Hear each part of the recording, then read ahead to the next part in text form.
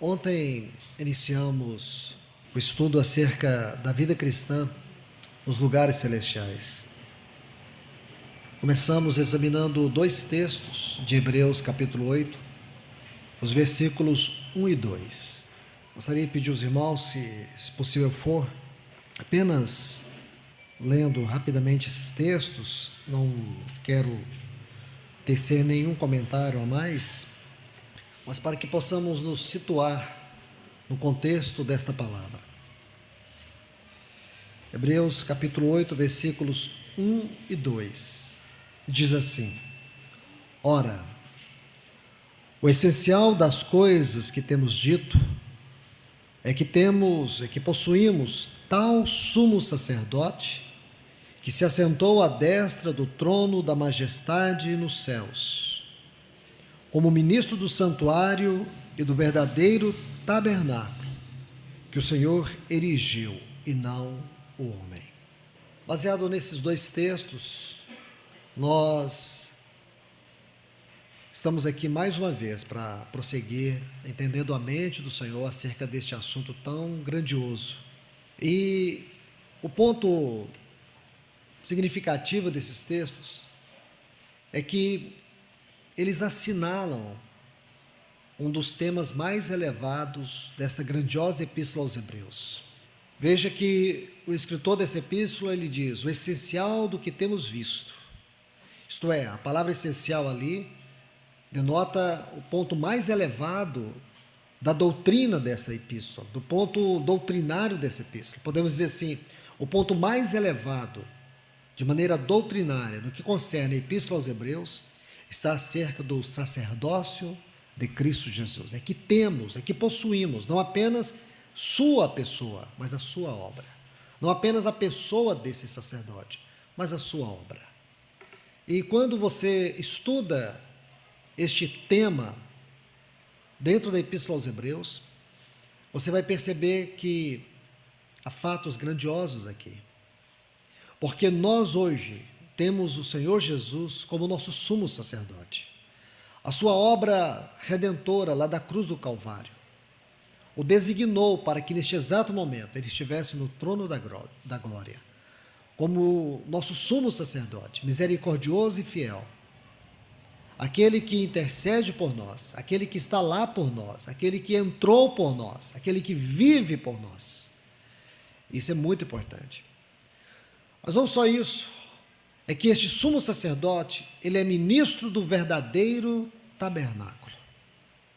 Então nós aprendemos aqui na Epístola aos Hebreus que existe um tabernáculo verdadeiro. Aquele tabernáculo de Moisés, lá descrito no livro de Êxodo, a partir do capítulo 25, era apenas uma sombra de uma grandiosa realidade. Esse assunto tabernáculo, esse assunto templo, na mente e no propósito de Deus, é algo sublime. Porque, de fato, a palavra templo, a palavra tabernáculo, aponta para aquilo que é a Trindade. A Trindade é um grande tabernáculo. Deus é um grande e majestoso templo. Este templo que sempre, eternamente, foi habitado pelo seu Filho e pelo seu Espírito. Então, quando você tem essa ideia do templo, essa ideia do tabernáculo, eu creio que não há outro lugar onde nós mais poderemos estudar este assunto do que nos Salmos. É nos Salmos que nós aprendemos a linguagem deste assunto tão elevado, o santuário do Altíssimo, o esconderijo do Altíssimo, o lugar mais elevado do universo e mais santo. As moradas de Deus, as moradas aonde Deus, Ele mesmo, é aquele que é habitado pelo seu Filho, pelo seu Espírito.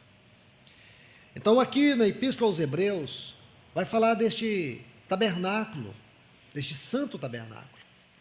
E na palavra de ontem nós estivemos concluindo justamente vendo alguns textos, baseado aqui nestes versículos 1 e 2, e nesta frase, o maior e mais perfeito tabernáculo.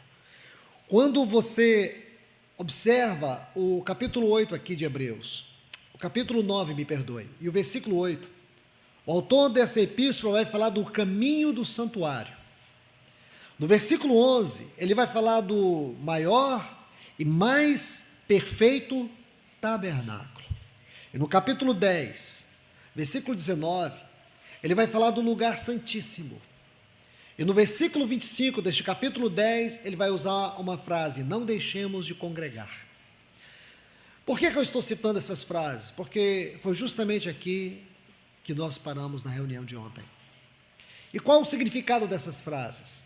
É que se nós alinharmos, nós configurarmos, nós juntarmos estas frases, elas formarão para nós um lindo quadro, uma linda visão de um lindo quadro, onde expõe essa doutrina de uma maneira tão grandiosa. Porque, de fato, este tabernáculo, esse verdadeiro tabernáculo, este caminho do santuário, esse maior e mais perfeito tabernáculo, esse lugar santíssimo, é onde nós somos convidados a congregar. A palavra congregar, lá do versículo 25 de Hebreus capítulo 10, não deixemos de congregar, como é costume de alguns. É claro que esse texto tem sido usado de maneira subsidiária. Eu acredito, irmãos, que nós precisamos ser cuidadosos, é claro, e ninguém é obrigado também a saber os textos no original. E creio que ninguém usa esse texto para poder vilipendiá-lo quando usa de maneira subsidiária, quando às vezes exortamos os irmãos a participar das reuniões da igreja. Porém, este texto não diz de maneira doutrinária, este texto não diz e nem mesmo aponta nesse sentido, como se nós estivéssemos convidando os irmãos a reunir. É muito mais do que reunir. Talvez aqui mostre o verdadeiro caráter e significado do que é o nosso reunir. O que é o verdadeiro reunir. Porque quando você estuda essa palavra, você descobre que ela ocorre apenas 2 vezes em todo o Novo Testamento. Na segunda epístola aos Tessalonicenses, capítulo 2, versículo 1, e aqui em Hebreus capítulo 10, versículo 25. O termo no original fala de uma reunião no alto, de uma reunião elevada. Então ele diz: não deixemos de congregar. E se você observar, você saberá muito bem que esta porção do capítulo 10, ela se divide nessas 2 partes. E esta primeira parte começa do versículo 1, esta é a segunda parte. A primeira parte, ela vai começar ali do versículo 1 e vai terminar no versículo 18. E a segunda parte, ela começa aqui no versículo 19 e ela termina no versículo 25. E depois segue a outra parte. Então, meus irmãos e irmãs, quando você tem esse entendimento didático para a interpretação da Bíblia, o que você tem que concluir é aquilo que está dentro de uma porção de forma hermenêutica. A hermenêutica é a ciência da interpretação da Bíblia. Significa que as verdades ali, elas têm que se configurar, porque a Bíblia, ela interpreta a si mesma. Compreenda isso. Este é o princípio básico das leis da interpretação. A Bíblia interpreta a própria Bíblia. Enquanto for possível, você deve estudar um termo dentro do seu contexto. Enquanto for possível, você tem que estudar um assunto dentro do livro. Então, quando você vai estudar esta palavra, se você buscá-la no texto original, naturalmente você não vai encontrar nenhum significado para ela dentro desse contexto aqui. Porém, quando você estuda o assunto, ele está falando ali de uma vida cristã elevada. O versículo 19 diz assim: tendo, pois, intrepidez para entrar no lugar santíssimo. A palavra intrepidez fala de ousadia, uma liberdade santa e destemida. É isso que está dizendo o versículo 19. Então, se nós somos mais cuidadosos na exposição e na interpretação, nós buscaremos mais subsídios para entender se o Espírito Santo vem expondo este assunto de maneira mais ampla dentro do contexto. Então, o que nós vamos concluir? O que está óbvio, que nós já vimos até aqui, que desde o capítulo 8, o autor dessa epístola está falando deste santuário, deste verdadeiro tabernáculo. O Espírito Santo está falando deste lugar santo, lugar santíssimo, o caminho do santuário, desse maior e mais perfeito tabernáculo. Ele está dizendo para nós, que a vida cristã, ela é uma vida celestial, é uma vida essencialmente celestial. A despeito de ainda vivermos do corpo dessa carne, a despeito de ainda vivermos todas as limitações da nossa carne, sabemos que somos suscetíveis a fraquezas, a quedas, a lutas, a tribulações, a problemas, mas nós precisamos aprender de uma vez por todas o verdadeiro significado da vida cristã. Deixe-me colocar 2 textos como ponto de transição para que nós avancemos ainda mais. Eu vou apenas citar.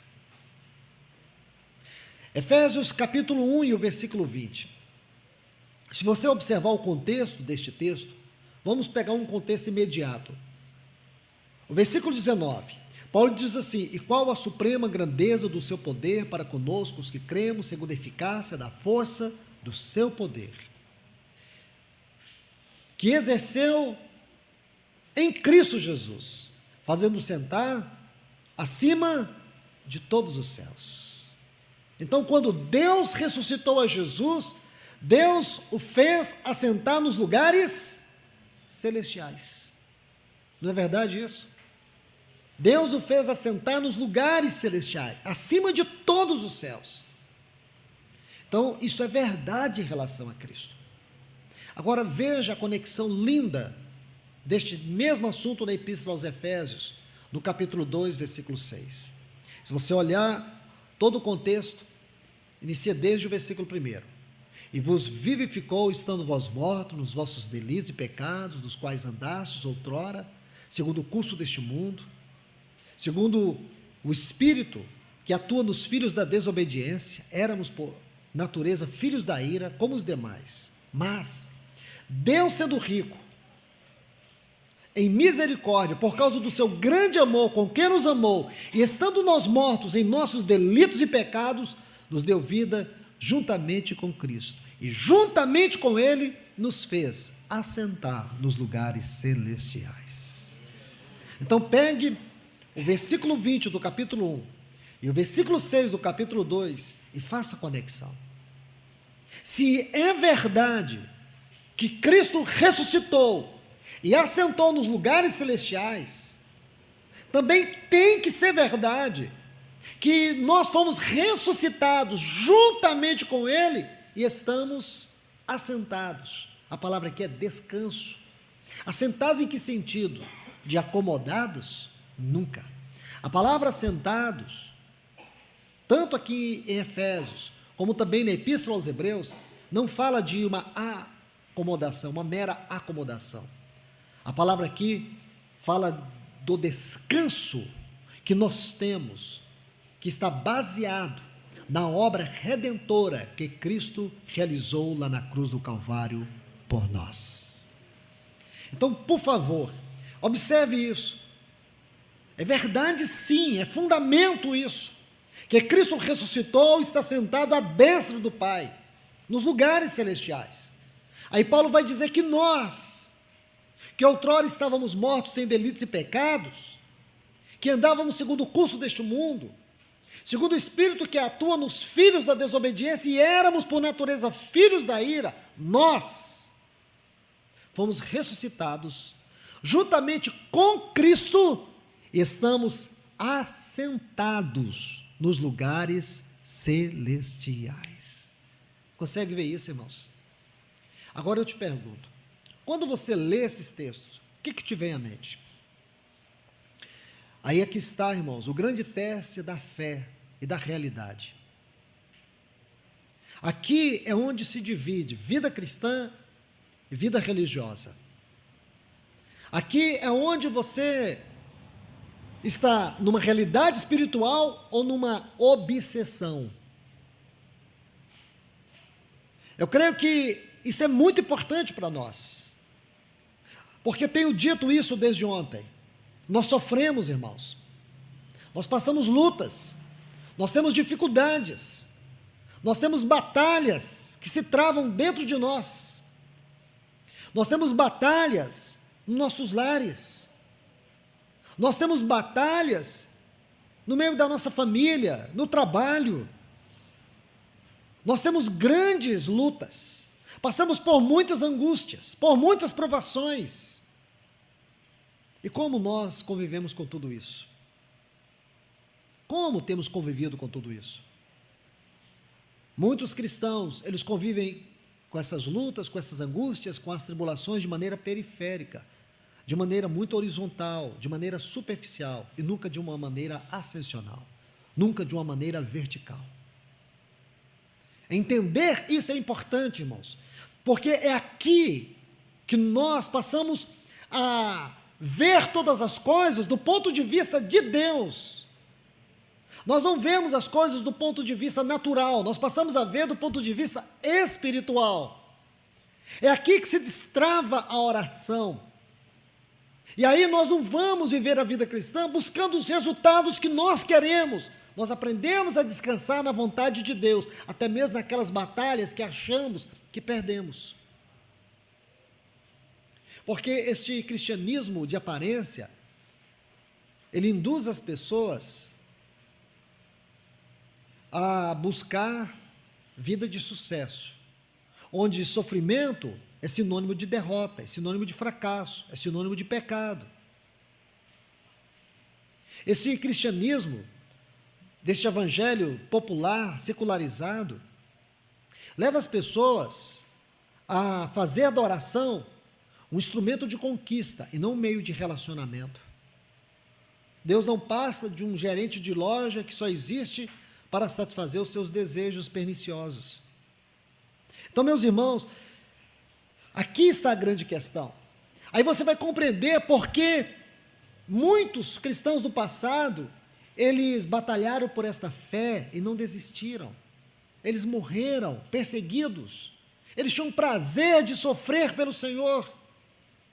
A nossa geração não é uma geração perseguida.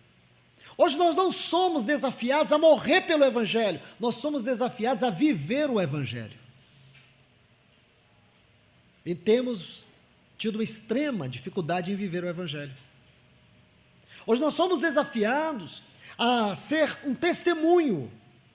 Nós somos desafiados a manter o céu na terra, a expressar a verdadeira realidade, natureza, caráter daquilo que é a igreja como a casa de Deus. Então este é o assunto, irmãos, este é o tema. Vida cristã nos lugares celestiais. Como eu disse, eu usaria esses dois textos, Efésios 1:20 e 2:6, como ponto de transição para que possamos avançar. Então vamos ver isso que eu acabo de dizer de maneira doutrinária, de maneira bíblica. E aqui eu convido vocês a abrirem suas Bíblias em 2 Coríntios. Vamos começar desde o capítulo 4. 2 Coríntios. Vamos ler a partir do versículo 16. Uma leitura extremamente cuidadosa. E depois capítulo 5 até o versículo 7. 2 Coríntios, capítulo 4, versículos 16 a 18 diz: Por isso, sempre que me deparo com esse tipo de frase introdutória, eu fico sedento para poder entender o que ele está realmente dizendo no contexto. O que quer dizer que aquilo que ele vai dizer não pode ser jamais entendido se não for examinado o seu contexto. Mas não faremos isso agora de imediato. Vamos à leitura e depois faremos o exame.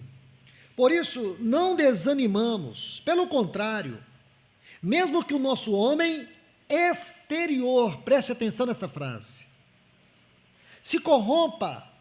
Essa palavra corrompa aqui não tem a ver com o pecado em si, não tem a ver com o pecado, mas tem a ver com desgaste. Então, muito cuidado com essa palavra aqui, com o exame dela, porque a maneira como ela foi traduzida traz esta ideia, porém o sentido aqui é genérico, e por esta razão precisamos ser mais cuidadosos na compreensão desta palavra. Contudo, o nosso homem interior se renova dia em dia. O que ele quer dizer aqui? Que esse nosso homem exterior, ele pode sofrer desgastes, ele pode sofrer dano, seja por pecado, seja por lutas, seja por doenças, seja pelo que for.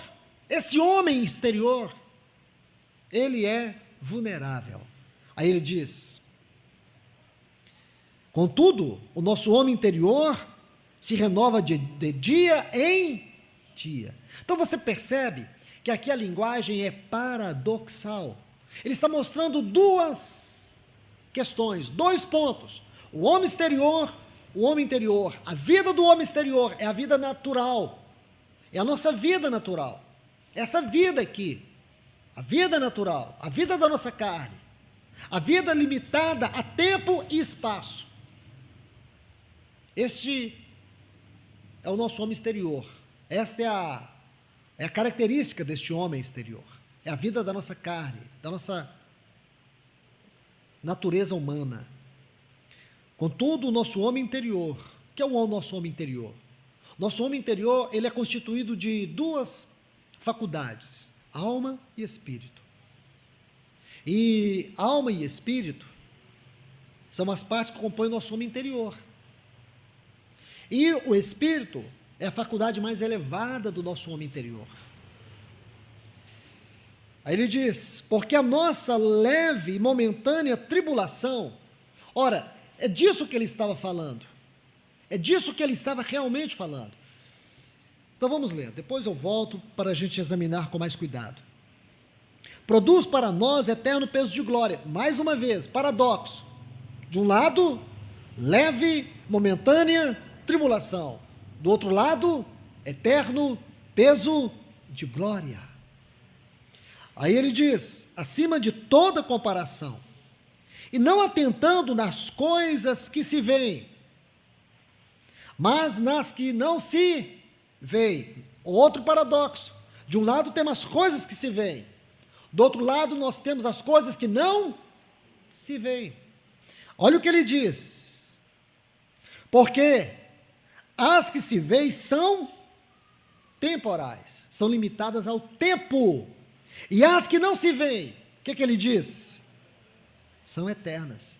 Então nós temos aqui as coisas que são limitadas pelo tempo e as coisas que são ilimitadas, porque elas são eternas. Então você percebe, coisa simples, uma leitura cuidadosa nos leva a ver riquezas impressionantes. Aí começa o capítulo 5, e aqui eu preciso fazer uma pequena pausa para dizer para vocês que não foi Paulo que fez essa divisão, foi Stephen Newton. Então não foi Paulo, teve a ajuda do cardeal Hugo. Então não se preocupe com essa didática, é claro que ajuda, mas eu chamo a atenção aqui não para desfazer o trabalho deles, mas para que vocês possam ter uma fixação melhor. Isso que eu quero dizer, o assunto continua, porque a gente acha que mudou o capítulo, é outro assunto, é outra história, não tem outra história. Então esquece que é a mudança de capítulo. Olha o que ele diz: sabemos, quer dizer, ele vai prosseguir, sabemos que se a nossa casa terrestre, o que é a casa terrestre aqui, irmãos? É o homem exterior, é o homem exterior, este homem que está limitado ao tempo, este homem que se corrompe. Ele diz assim: a casa terrestre deste tabernáculo, esse tabernáculo aqui, se desfizer, que tem o mesmo sentido lá de corromper, temos da parte de Deus um edifício, não feito por mãos, eterna nos céus. Não é o mesmo texto, parte do texto de Hebreus 9:11, quando vai falar do tabernáculo celestial, onde Cristo está sentado como sumo sacerdote, segundo a ordem de Melquisedeque. Ele vai dizer o mais perfeito tabernáculo, não feito por mãos, não desta terra. Então ele vai dizer que nós temos, olhem bem, irmãos, neste tabernáculo, por favor, eu preciso voltar à leitura. Ele diz: temos da parte de Deus um edifício, casa não feita por mãos, eterna nos céus. Então, eu preciso voltar com você aqui, segure aí esta porção, esses textos, e vem comigo aqui em Hebreus capítulo 9, versículo 11. Nós só vamos ler esse texto para refrescar a memória de vocês. Hebreus 9, 11. Quando, porém, veio Cristo, como sumo sacerdote dos bens já realizados, mediante o maior e mais perfeito tabernáculo, não feito por mãos, quer dizer, não desta criação. Então, por favor, faça a conexão, faça a configuração desses textos. Então, ele diz que nós temos, irmãos, nós temos um santuário que não é desta criação, que não é desta esfera terrestre. Nós temos este santuário eterno nos céus. Então, se você tem, isso se refere a mim, se refere a você, o que nós estamos fazendo, irmãos?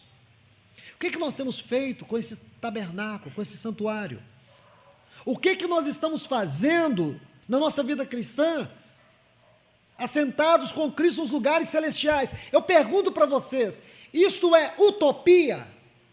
Porque se você disser, irmão, eu acho que é utopia, também tem que ser utopia que Cristo ressuscitou e está sentado nos lugares celestiais. Se não é verdade em relação a Cristo, não é verdade em relação a nós. Se é verdade em relação a Cristo, é verdade em relação a nós. A questão, irmãos, é que nós ainda temos uma extrema dificuldade de tratarmos com as coisas espirituais. Existe dentro de nós uma batalha inconsciente entre vida religiosa e vida cristã. Existe uma guerra dentro de nós. E nós precisamos de uma vez por todas lermos a palavra de Deus, procurando sentir a inspiração divina, o sopro do Espírito, mostrando que essas palavras são Espírito e vida. Isso tem que nos tocar, irmãos. Então ele diz que nós temos este tabernáculo. Aí diz, versículo 2, e por isso, neste tabernáculo, isto é, nessa carne aqui, nesse aqui, gememos, aspirando, desejando para sermos revestidos da nossa habitação celestial. O que é isso aqui? Paulo fala deste assunto com muita propriedade, em Romanos capítulo 8, versículo 23. Quando você estuda o capítulo 8 de Romanos, você vai descobrir 3 gemidos. O gemido da natureza, o gemido do Espírito e o gemido nosso. Todo salvo em Cristo, todo aquele que foi realmente redimido pelo sangue de Cristo Jesus, ele geme neste corpo. Qual é o salvo em Cristo que tem prazer de pecar? Qual? Nós não temos, irmãos. O pecado pode produzir sensações que nossa carne ama, mas é impossível alguém habitado pelo Espírito Santo de Deus ser feliz com isso. Nós clamamos o Senhor, perdoa-nos, lava-nos com o teu sangue, purifica-nos pelo lavar da tua palavra, convence-nos pelo teu Espírito. Um cristão não tem prazer no pecado. Ele pode pecar? Pode, mas ele não tem prazer em ser escravo do pecado. Uma pessoa que tem prazer em ser escravo do pecado nunca experimentou a habitação do Espírito Santo. É um cristão nominal, religioso, salvação psicológica. Um cristão, ele sabe que quando ele peca, inevitavelmente dentro dele vem uma tristeza, uma profunda tristeza. E isso é inevitável, por quê? Porque o Espírito Santo habita dentro dele. Não é a tristeza da sua carne, é a tristeza do Espírito dentro dele. Você compreende isso? Então, meus irmãos e irmãs, nós gememos. E por que gememos? Porque nós anelamos aquilo que está em 1 Coríntios, capítulo 15, a partir do versículo 50. No momento, no abrir e fechar de olhos, o que vai acontecer? A trombeta de Deus vai tocar. E sabe o que vai acontecer? Esse corpo, esse tabernáculo, esse homem exterior, corruptível, ele será revestido da incorruptibilidade, e nesta carne será tragada eternamente a morte pela vitória. Então, este é o nosso grande gemido. Aí diz: se todavia fomos encontrados vestidos e não nus. Por isso, na verdade, nós, os que estamos neste tabernáculo, gememos angustiados. Não porque queremos ser despidos, mas revestidos, para que o mortal seja absorvido pela vida. É o que Paulo fala lá em 1 Coríntios, capítulo 15, a partir do versículo 50. Ora, foi o próprio Deus que nos preparou para isto, outorgando-nos o penhor do Espírito. Que lindo isso, irmãos. Estudar essa frase, penhor do Espírito, é muito importante. Agora observe: temos, portanto, sempre bom ânimo, sabendo que enquanto no corpo estamos ausentes do Senhor, enquanto nesse tabernáculo exterior nós estamos ausentes do Senhor, nesse corpo. Mas lembre-se, este é o tabernáculo exterior, e dentro de nós existe um homem interior. Então, muito cuidado. Versículo 7, riquíssimo. Ele diz: visto que andamos por fé, e não pelo que vemos. Esse versículo, ele precisa ser adicionado com a leitura do versículo 18 do capítulo 4. E não atentando nas coisas que se veem, mas nas coisas que não se veem. Então, observe: visto que andamos por fé e não pelo que vemos. Então, quando você junta esses dois textos, fica tudo muito claro. Agora, vamos à exposição de tudo isso aqui, irmãos. Quando você lê toda esta porção, agora faremos o exame doutrinário. Olha o que ele diz, a partir do versículo 16 do capítulo 4. Por isso, não desanimamos. Pelo contrário, mesmo que o nosso homem exterior se corrompa, vamos estudar isso, baseado no princípio da hermenêutica. Veja que no capítulo 4, a partir do versículo 7, a partir do versículo 8, me perdoe, olha o que Paulo diz: em tudo somos atribulados, porém não angustiados, perplexos, porém não desanimados, perseguidos, porém não desamparados, abatidos, porém não destruídos. Preste atenção em tudo isso, irmãos. Aqui nós vamos ver algo tão grandioso da parte do Senhor. Esses paradoxos que Paulo coloca para nós. Quer dizer, de um lado, nós podemos ser atribulados, mas não seremos angustiados. Por um lado, nós podemos passar por perplexidades, porém não desanimados. Por um lado, nós podemos ser perseguidos, mas jamais desamparados. Abatidos, porém nunca destruídos. Como assim, irmãos? É porque a vida do cristão é um paradoxo. Escute isso. A vida do cristão é um paradoxo. Neste corpo, nós estamos aqui neste mundo natural. Porém, no nosso espírito, nós podemos entrar nos mais altos céus e tocar o trono da graça de Deus. Nós podemos experimentar, nós podemos falar com Deus face a face. Com esses olhos você não vê, mas com a fé você vê. Porque a fé é uma questão de realidade espiritual. Então são esses paradoxos. E é isso que você tem que entender. Você sofre perseguições, sim. Você passa por perplexidades. Você sofre alguns choques na sua alma que te abalam. Você pode ser perseguido, porém nunca desamparado, abatido. E abatido aqui significa alguém que foi golpeado, alguém que foi ferido, porém nunca destruído. Irmãos, é isso que ele está dizendo aqui exatamente. Por isso, que coisa linda você compreender esses paradoxos, porque é aqui que você começa a entender a vida cristã. Eu não estou condenando irmãos que tomam remédios para depressão, para transtorno de ansiedade. Se você entende que é assim, então tome. Conviva com isso. Depressão é uma doença que pode pegar qualquer um de nós. Qualquer pessoa aqui pode sofrer de depressão. Muitos homens na Bíblia, de grande envergadura espiritual, tiveram que lidar com este mal. É uma doença, como uma doença cardíaca. Só que ela é uma doença que age na psique. Eu não sei se vocês têm alguma informação, porém eu tenho algumas, sobre suicídio entre cristãos. Em Goiânia, quase que uma vez por mês a gente ouve falar de um cristão, alguém que conhece alguém que se suicidou. Isso tem chamado a minha atenção. Porque mesmo muitas pessoas tendo uma Bíblia aberta, falando que amam o Senhor, cantando ao Senhor, essas pessoas entram num pântano de angústia, de depressão, onde a fé é destruída. As pessoas, de repente, se encontram sem todas as forças, sem recursos. E como isso é possível, irmãos? A razão é simples. Essas pessoas verdadeiramente, elas reduziram toda a vida cristã delas numa atmosfera natural, terrenal.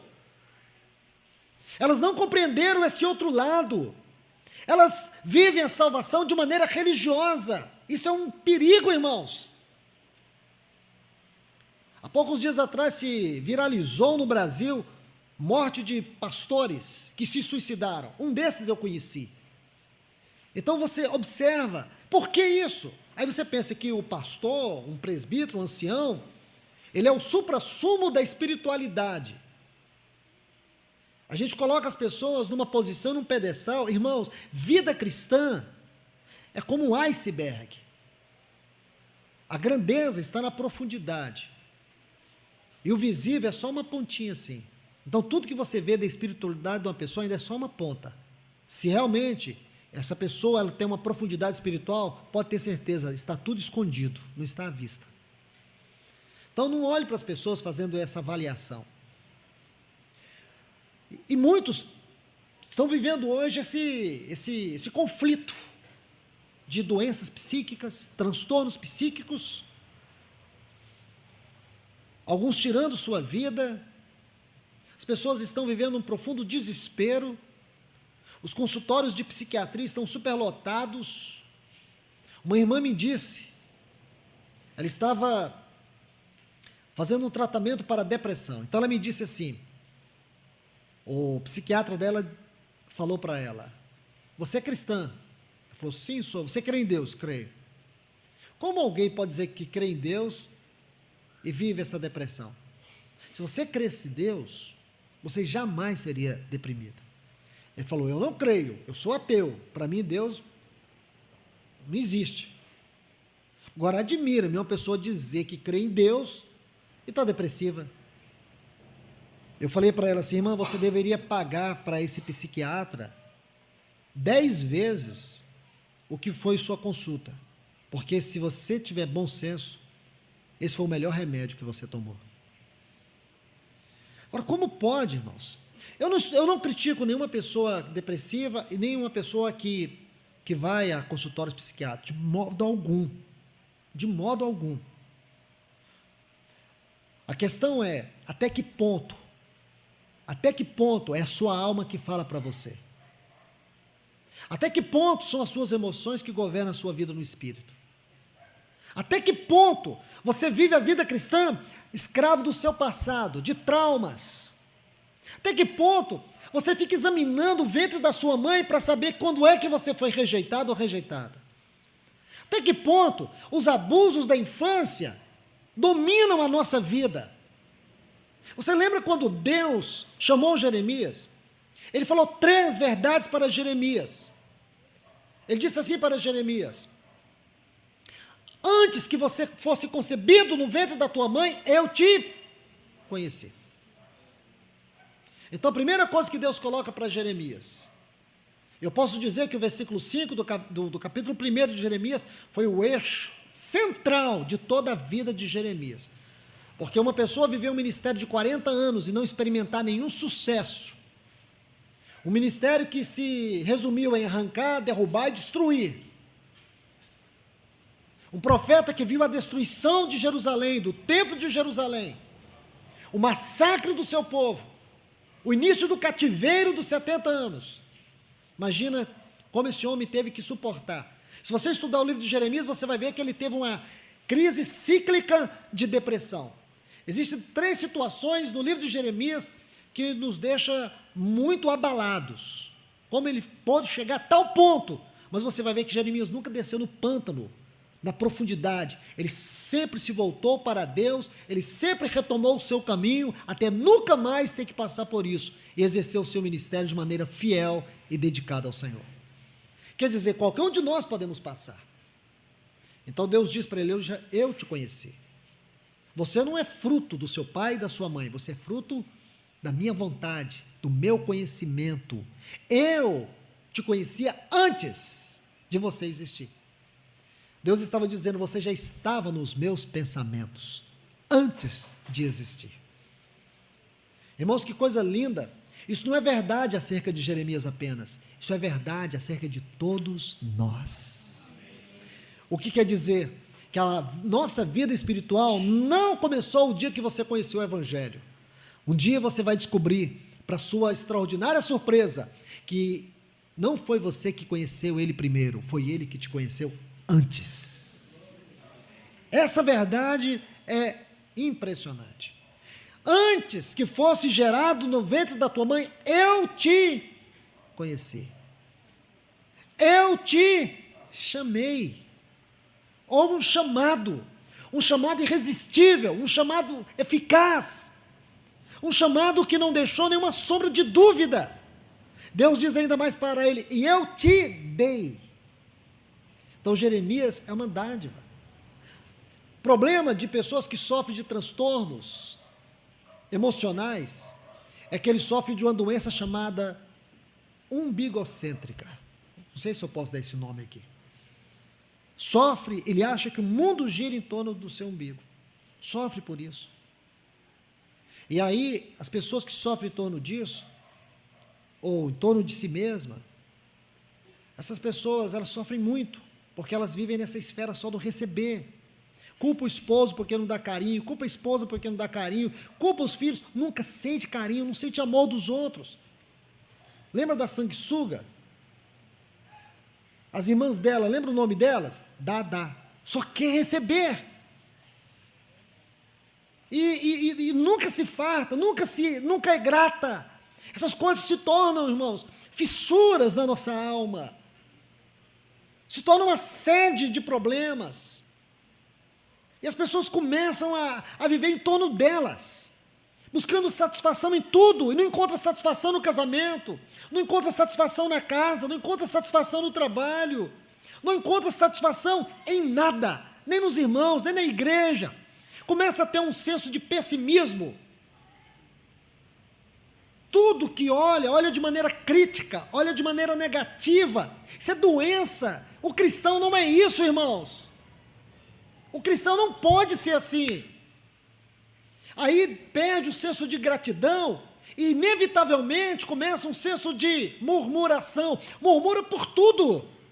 Se está fazendo sol, murmura. Se chove, murmura. Murmura comida. Murmura por tudo. Como um cristão pode servir a Deus com esse coração?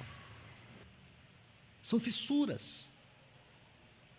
E aqui é onde muitos estão, no cativeiro da depressão,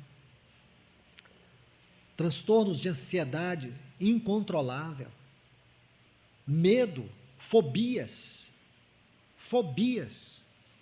Essas coisas começam a deixar a nossa fé na lama. Satanás vai te puxando para baixo. É aí onde muitos se perdem, irmãos. E depois não tem limite para Satanás levá-los à loucura, ao suicídio, à destruição. Muitos cristãos estão assim hoje, irmãos. Desculpe-me ser tão honesto com vocês em relação a isso. Muitos cristãos estão assim. O seu sono, suas emoções, tudo se move por meio de remédios, por meio de tratamentos psíquicos. Mas eles se perderam na vida devocional. Lembra de Marta, quando Jesus chegou na casa dela? Diz que ela recebeu Jesus com alegria. E o que ela foi fazer? Coisas para o Senhor. E ela fez tantas coisas, irmãos. De repente ela olha e vê sua irmã aos pés do Senhor. Aí ela, como todo depressivo, ela foi culpar o Senhor. Senhor, não te importa de eu estar fazendo tudo sozinha e minha irmã aí? Pede a ela, ordena a ela que venha me ajudar. Você percebe, irmãos? Uma pessoa dessa forma, ela perde a noção, ela perde o senso, ela perde o discernimento. Se você estudar o texto grego aqui de Lucas capítulo 10, Jesus diz assim para Marta: Marta, Marta, estás mentalmente perturbada, tu estás estressada e mentalmente perturbada. Você vê? Marta estava estressada, mentalmente perturbada. Aí o Senhor diz assim: você está fazendo tanta coisa, mas uma só coisa é necessária. Uma só coisa. E foi o que a sua irmã escolheu. É a boa parte. Isso não lhe será tirada. Então você consegue ver que o Senhor coloca um fundamento aqui, que pode nos levar a nos livrar de todo o transtorno, de todas as lutas que oprimem a nossa alma. Vida devocional deve ser a base para todas as coisas, inclusive para o nosso serviço. Quando nós nos perdemos na vida devocional, você pode ler a Bíblia 1000 vezes. Você pode fazer isso, mas não de maneira devocional. Você pode achar que você vai evangelizar todo o seu bairro, mas não adianta você querer fazer algo para o Senhor se o fundamento não é uma vida de devoção. Irmãos, o Senhor quer é a nossa devoção. Ele quer é o adorador, não é a adoração. Você pode querer dar adoração para o Senhor sem ser um adorador, Ele não recebe. O Senhor quer o adorador, Ele busca adoradores e não adoração. Adoração só tem valor quando ela flui do adorador. Sem o adorador, a adoração não tem o menor sentido para Deus. Quando Deus ouve a adoração do adorador, isso toca Ele. Mas a música, por mais que a letra seja profunda e linda, cristocêntrica, não faz a menor diferença, porque ela não passa desse plástico que está aqui. Compreende isso, irmãos? Então nós temos que entender a necessidade de termos uma vida devocional, uma vida aos pés do Senhor. Quando você configura esse episódio aqui com João capítulo 12, você se lembra? É o mesmo cenário aparentemente, só que Jesus chega ali na casa de Simão, que era um leproso. Então estava ali naquela mesa Simão, aquele que era leproso, e se você observar bem, um leproso, um ex-leproso naquela época, tinha um grande valor, irmãos. Era uma coisa inédita. Porque quando a pessoa tinha lepra, a lepra era uma doença mortal. E a pessoa ela era imediatamente segregada. Ela não poderia estar no convívio social. Ela era desamparada, abandonada, retirada do convívio social, dos seus familiares, dos seus bens, de tudo. Ela tinha que viver num leprosário, abandonada até morrer. Não havia cura para a lepra. Esse Simão, o curtidor, ele havia sido curado. Então ele estava ali na mesa. Havia outra pessoa ali na mesa muito significativa. Lázaro estava lá. Ressurreto, o homem que entrou na morte e o Senhor Jesus ressuscitou. Que mesa! Imagine, irmãos, só esses dois aí seria suficiente para lotar qualquer local de reunião. Quem não iria para ver um homem que havia sido curado da lepra e um que havia sido tirado do túmulo? Era motivo de fazer o maior culto na região de Betânia. Mas ali também estava Jesus. Aí Maria, ela entra com 340 gramas de um nardo que veio lá da região do Tibete, do Himalaia. Esse perfume era caríssimo. Só para você ter uma ideia, era 300 dias de trabalho. 300 dias de trabalho. Alguns calcularam em torno de 3.000 a 5.000 reais o valor daquele perfume. E aonde Maria derramou aquele perfume? Aos pés do Senhor. Porque para Maria, este era o melhor lugar para ela. E ali ela não somente fez isso, ela enxugou com seus cabelos. Lá em 1 Coríntios capítulo 11 diz que o cabelo da mulher é a sua glória. Ela estava ali colocando toda a sua glória aos pés do Senhor. Você acha que Maria sofreu de depressão enquanto esteve aqui na terra? Nunca. Sabe por quê, irmãos? Vida devocional é vida transformada. Vida devocional é a vida que nos cura de qualquer transtorno, seja de ansiedade, seja de depressão, seja bipolar, seja o que for. Se você tem uma vida devocional, você vai receber provisão de cura, de milagres. Então, isso é vida devocional. Vida cristã nos lugares celestiais é vida devocional. Deixe-me encerrar aqui esse ponto, mostrando algo sobre a vida de Paulo. Como ele pôde experimentar essa questão dos lugares mais altos. Aqui em 2 Coríntios, capítulo 11, a partir do versículo 25, se você for examinando aí, você vai ver algo muito interessante sobre a vida de Paulo. Ele está fazendo uma exposição, dando um testemunho da dignidade do seu chamamento e testemunho ministerial, devido a tantas acusações que ele estava sofrendo. Então, se você ler a partir do versículo 25, ele vai dizer que 3 vezes ele foi fustigado com varas, apedrejado, em naufrágio 3 vezes, uma noite, um dia, ele passou na voragem do mar, em jornada muitas vezes, em perigos de rios, perigos de salteadores, perigos de patrícios, perigo de gentios, perigos na cidade, perigos no deserto, perigos no mar, perigo entre falsos irmãos, em trabalhos e fadigas, em vigílias muitas vezes, em fome, sede, em jejum muitas vezes, em frio e nudez. Além disso, as coisas exteriores, algo que pesa sobre mim diariamente, é a preocupação com todas as igrejas. Aí observe que no capítulo 12, ele vai dizer assim: se é necessário que me glorie, ainda que não convém, pois passarei as visões e revelações do Senhor. Aí ele diz: conheço um homem em Cristo, que há 14 anos foi arrebatado até o 3º céu, se no corpo ou fora do corpo, não sei, Deus o sabe. Eu sei que tal homem, se no corpo ou fora do corpo, Deus sabe, foi arrebatado até o paraíso, e ouviu palavras inefáveis, as quais não é lícito o homem ouvir.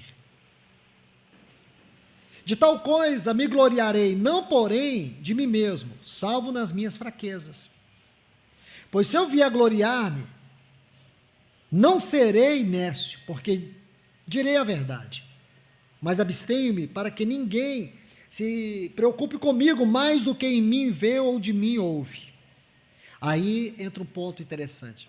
No versículo 7, eu vou até usar aqui uma versão diferente para citar para vocês, porque eu acho linda essa versão. Mas antes de ler a sequência do versículo 7, eu quero lhes dizer algo. Percebe aqui, irmãos, que estamos diante de um homem que enfrentou verdadeiros sofrimentos.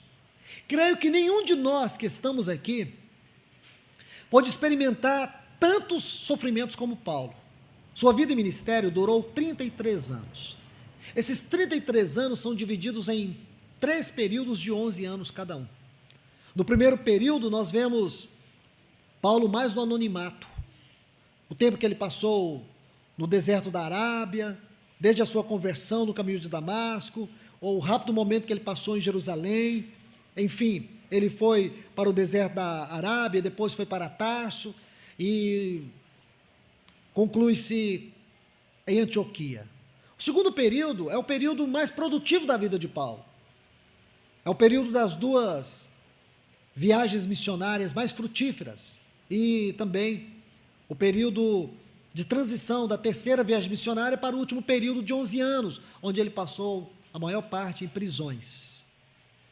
Então, nesses 3 períodos, a vida de Paulo foi marcada por tudo isso que ele descreve aqui. Sofrimentos. Eu te pergunto, vale a pena, irmãos? Vale a pena. Será que se Paulo pudesse ler este currículo aqui, desde o versículo 25, se ele pudesse ler o seu currículo, ele teria aceitado essa grande missão?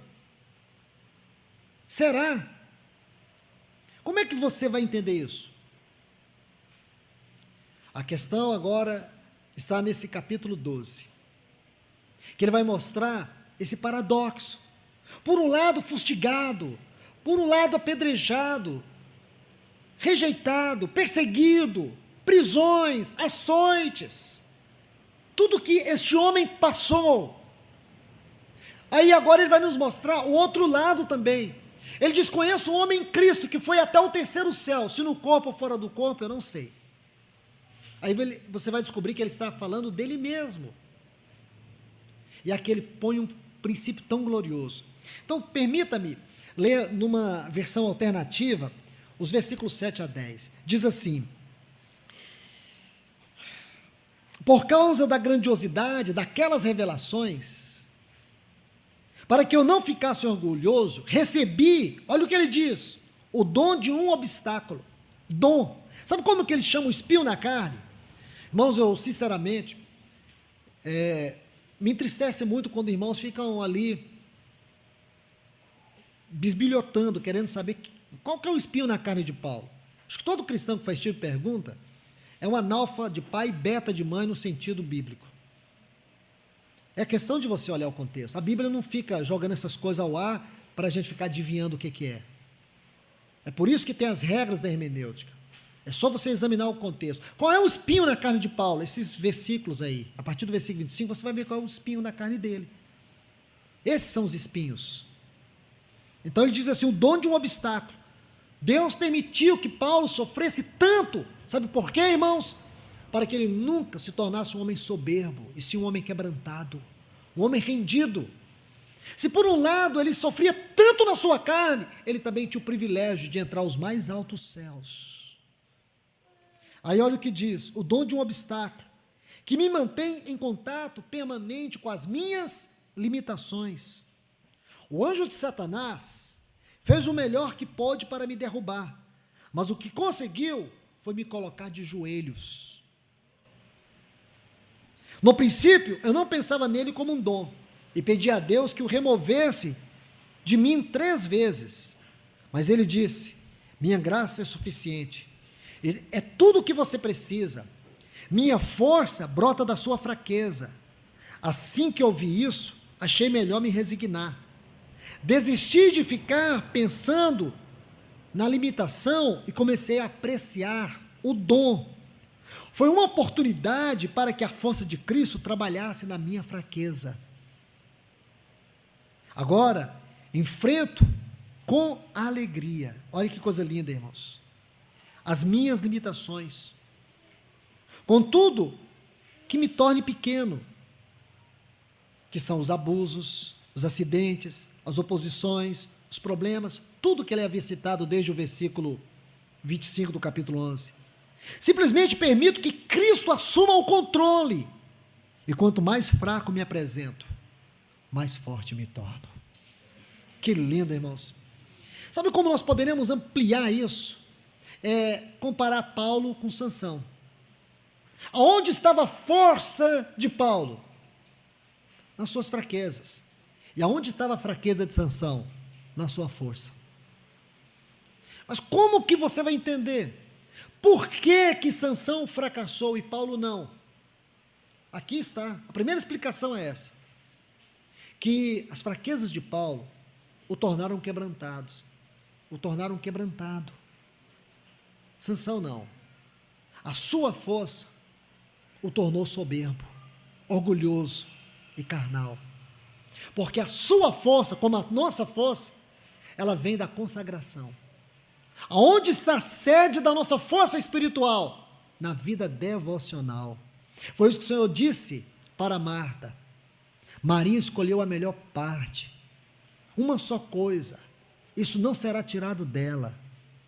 Aonde estava todo o vigor de Maria? Aos pés do Senhor, numa vida devocional. Aonde Marta buscou agradar o Senhor? No seu serviço. Como a igreja de Éfeso. que batalhava arduamente pelo nome do Senhor, era perseverante, tinha muitas obras, porém havia deixado o seu primeiro, o melhor do seu amor. Então, meus irmãos, será que você consegue entender isso? Esses paradoxos que existem na nossa vida. Então, por um lado, nós enfrentamos problemas, enfrentamos lutas, mas existe um tabernáculo à nossa disposição. E por que nós não entramos? Por que a gente fica aqui na esfera só dos problemas? Por que, meu irmão, minha irmã? Por que não existe um avanço celestial na nossa vida? Deixe-me colocar só mais uma porção de texto e prometo para vocês que aqui nós vamos encerrar.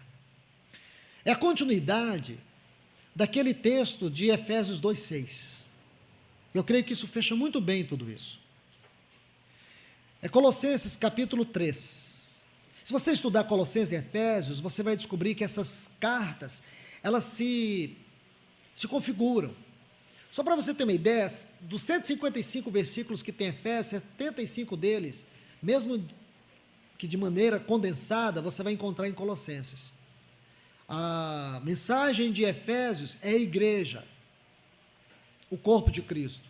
E a grande mensagem de Colossenses é Cristo, cabeça da igreja. Então você tem aqui a mensagem da igreja como corpo e a mensagem de Cristo como cabeça. Então essas epístolas se completam de maneira extraordinária. E digo isso, irmãos, para mostrar o valor desses textos de Efésios, de Colossenses 3 com Efésios 2:6. Então, vamos só dar uma lida rápida em Efésios 2:6, depois vamos para Colossenses 3, só para vocês perceberem a grandeza, a uniformidade da revelação que flui desses textos.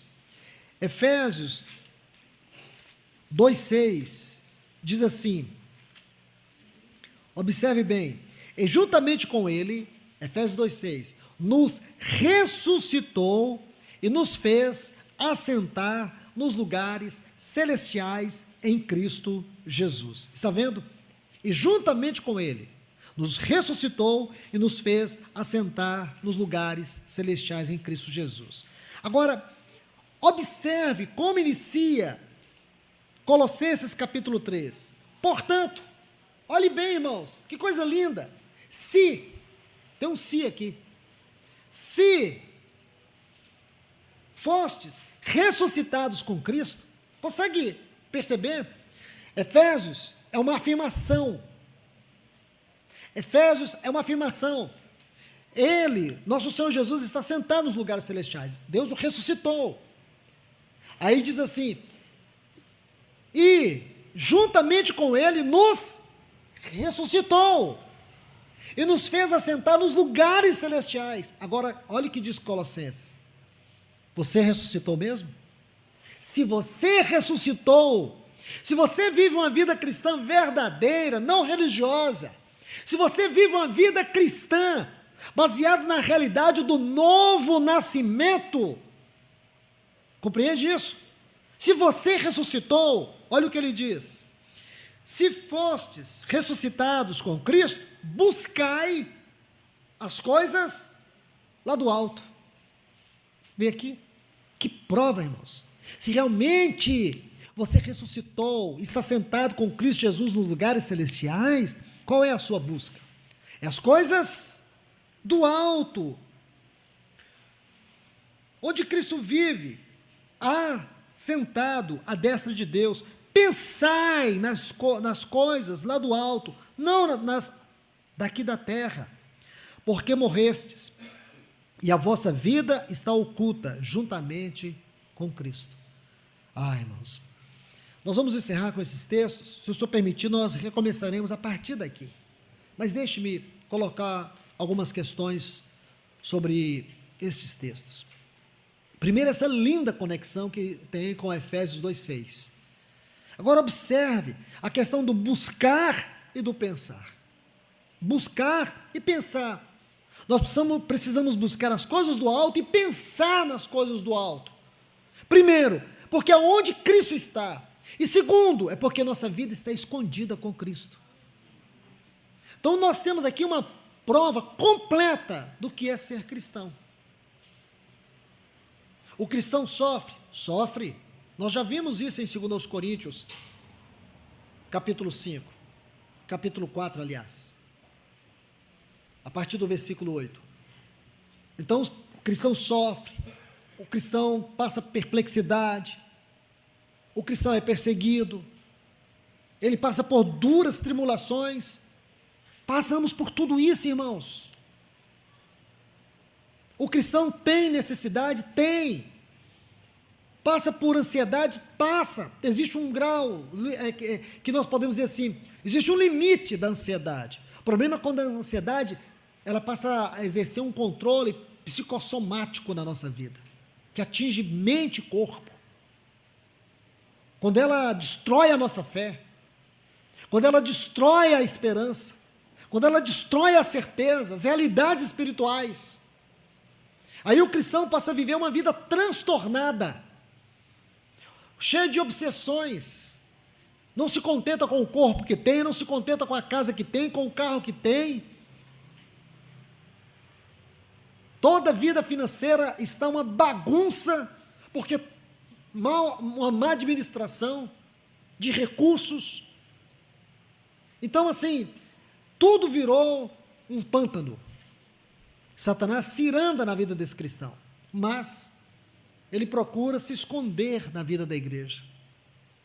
Meus irmãos, foi isso que Jeremias denunciou contra aqueles falsos profetas e sacerdotes, lá no capítulo 7 do seu livro. É claro que ele está falando a eles, que eles estavam fazendo da casa de Deus um covil. Isto é, eles estavam fazendo todo tipo de coisas erradas e depois se escondendo na casa de Deus. Então eu vou usar essa analogia para aplicar isso a você, mas no sentido que se contextualize a você. Nós vivemos uma vida espiritualmente morta, uma vida espiritualmente débil, uma vida espiritualmente doente, onde a fé, ela não é fundamentada e nem sustentada pela palavra de Deus. Uma vida que é recheada muito mais de obsessões do que de realidade espiritual. E nós queremos nos esconder de trás de reuniões, de trás de cânticos, de trás de uma falsa piedade. Então, é isso que o Espírito Santo quer desmascarar no nosso coração e mostrar para nós que esse tipo de vida, de um mendigo, de um pedinte, não é vida espiritual. A vida espiritual é uma vida rica, é uma vida onde você pode sim entrar nos lugares celestiais, no santuário da presença de Deus, desfrutar da face de Deus. Talvez Deus não responda a sua oração como você quer, mas você vai conhecer a vontade de Deus naquilo que você ora. Você vai ver que o não de Deus é uma resposta positiva. E você vai perceber que não é você dominando Deus na oração, é a oração transformando o seu coração, é a oração criando um relacionamento profundo entre você e Deus. Você vai começar a buscar as coisas do alto e não as coisas da terra. Compreende isso, irmãos? Isso muda todo o universo da nossa vida. Aí você vai ver que aqueles problemas conjugais que você fica se debatendo, porque se você vê os casais, um casal que está enfrentando crise, aí você pergunta, quem é que é o causador do problema? E fala, ele. Ela fala, é ele. É ela. Fica lá todo mundo se acusando. O problema não é ele só e nem ela. Talvez o problema não esteja no que eles estão apontando. Entende? Satanás criou um pântano e está tragando eles. Mas se eles se humilharem, falar, Senhor, eu vou buscar as coisas do alto, eu vou buscar o Senhor no meu casamento. Estou igual aquela experiência de Jesus em João 2, acabou o vinho. Aonde? Numa festa de casamento, o vinho fala do gozo, da alegria. Então existe um momento que acaba a alegria. Aí graças a Deus que o Senhor estava no casamento, que se o Senhor não estivesse, irmão, teria sido um desastre. Então qual era o problema daquele casamento? Você vai dizer assim, o problema daquele casamento central era que o vinho tinha acabado. Não havia problema no casamento, irmãos, porque Jesus estava no casamento. Está entendendo? Se o Senhor não tivesse no casamento, aí seria problema de todo jeito, podia até sobrar vinho, mas seria um problema. Qual é o grande problema no seu relacionamento conjugal? Não é ele, não é ela. É porque talvez vocês tenham perdido a presença de Deus nas suas vidas devocionais. Entende? Então, minha irmã, não fica acusando o seu marido, fica acusando o seu filho. Você está dizendo: meu lar está um inferno. O problema não é que o seu lar está um inferno, veja dessa forma. Talvez é porque você perdeu uma conexão com os céus, você não tem buscado as coisas celestiais, você está em torno dos seus problemas. Irmãos, nós não vamos cessar de ter problemas enquanto estivermos nesse mundo. Se hoje o seu problema é o seu filho, sua filha, é o seu casamento, é a doença, se você acha que o seu problema hoje é esse, amanhã será outros. Porque a gente acha que se fizer uma campanha de 7 dias para acabar com esse problema, nós ficaremos livres de todos os problemas. Você vai ter uma vida recheada de campanhas. Aí vai fazer campanha disso, campanha de rodear 7 vezes, campanha do sal, campanha do óleo, campanha da água oxigenada, todo tipo de campanha, para ver se cura tudo. Irmãos, isso é obsessão. Nós não precisamos de nada disso.